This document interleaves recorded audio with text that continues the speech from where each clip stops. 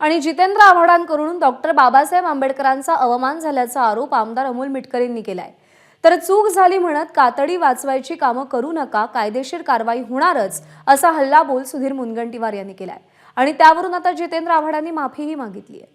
स्टंटबाजीच्या नादात डॉक्टर जितेंद्र आव्हाड यांनी महाड येथे आंदोलनामध्ये विश्वरत्न डॉक्टर बाबासाहेब आंबेडकरांचे फोटो फाडले, ही फार मोठी चूक आहे। या घटनेचा प्रथमतः मी निषेध व्यक्त करतो आणि ज्या आव्हाडांनी परमपूज्य बाबासाहेबांच्या प्रतिमेला फाडून हा राष्ट्राचा अवमान केला त्याबद्दल त्यांच्यावर देशद्रोहाचा गुन्हा दाखल झाला पाहिजे।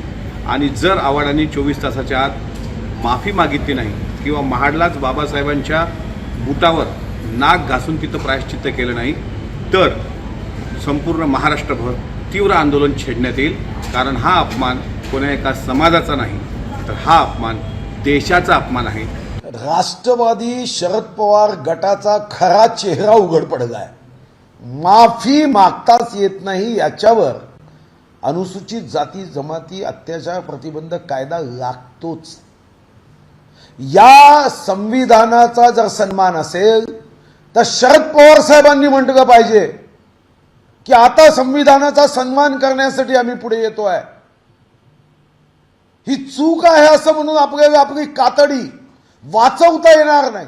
चुका करून कोणी म्हटलं की मला माफ करा तर त्यांना माफही करता येणार। आव्हाडांना स्टंटबाजी करण्याची नेहमी सवय आहे, त्यामुळे त्यांना कधी कधी भान राहत नाही। त्यांनी आपण पाहिलं की बाबासाहेबांची प्रत असलेली जे काय फोटो असलेली प्रत जी काय फाडलेली आहे ती कमीत कमी ते तरी त्यांनी बाजूला करायला पाहिजे होतं। ज्यांच्या नावाने तिथं येऊन जे काय धन करायचं होतं त्यांचा कमी फोटोचं तरी मान राखणं गरजेचं होतं असं आम्हाला वाटतंय।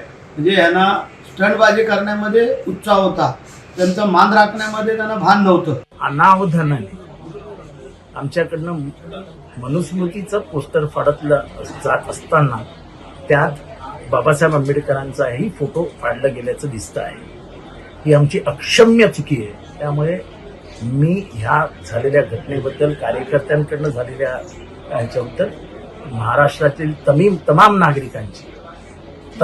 नागरिकांची दिन होऊन नतमस्तक होऊन माफी मागतो, क्षमा मागतो। एबीपी माझा, उघडा डोळे बघा नीट।